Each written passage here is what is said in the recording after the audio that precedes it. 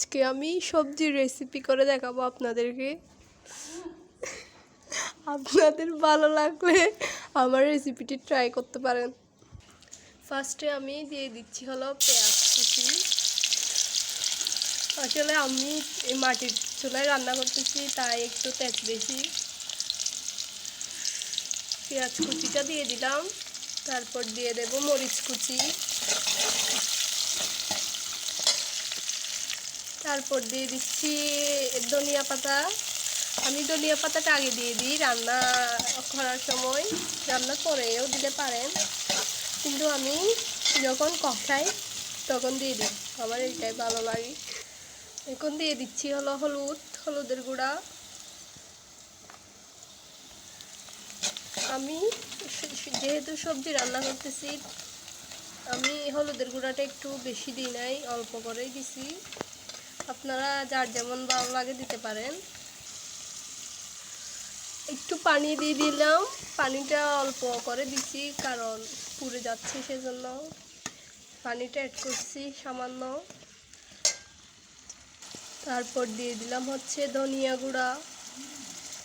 এইভাবে করে এই পেঁয়াজ মরিচটা কষায় নিতে হবে। দেখতেই তো পাচ্ছেন আমি কেমনে যে কষাচ্ছি। আসলে কি জানেন, আমি আজকে যে রেসিপিটা করে দেখাবো, এটা আপনারা হয়তো কখনো খান নাই, একদিন ট্রাই করে দেখবেন আমার মতো করে। এবার আমি এই সবজিগুলো দিয়ে দিচ্ছি, সবগুলো দিয়ে দিলাম।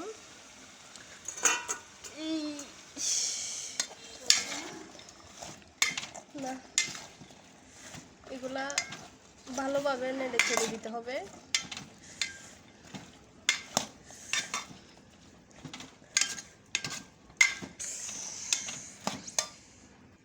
আপনাদেরকে একটা কথা বলাই হয় নাই, আমি আসলে হলো যখন পেঁয়াজ মরিচ কষাই তখন আমি লবণ দিই না, আমি লবণটা দিই হলো একদম তরকারি সহ যখন মিক্স করে ফেলবো সব কিছু একসাথে, তখন আমি লবণটা দিই। লবণটা দিয়ে দিলাম, আমি আধা টেবিল চামচ দিলাম।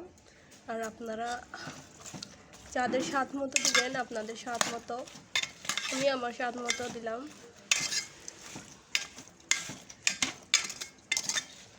একটু ভালোভাবে লবণ দিয়ে নেড়ে ছেড়ে দিবেন। আর আমি একটু পরে আর একটু করে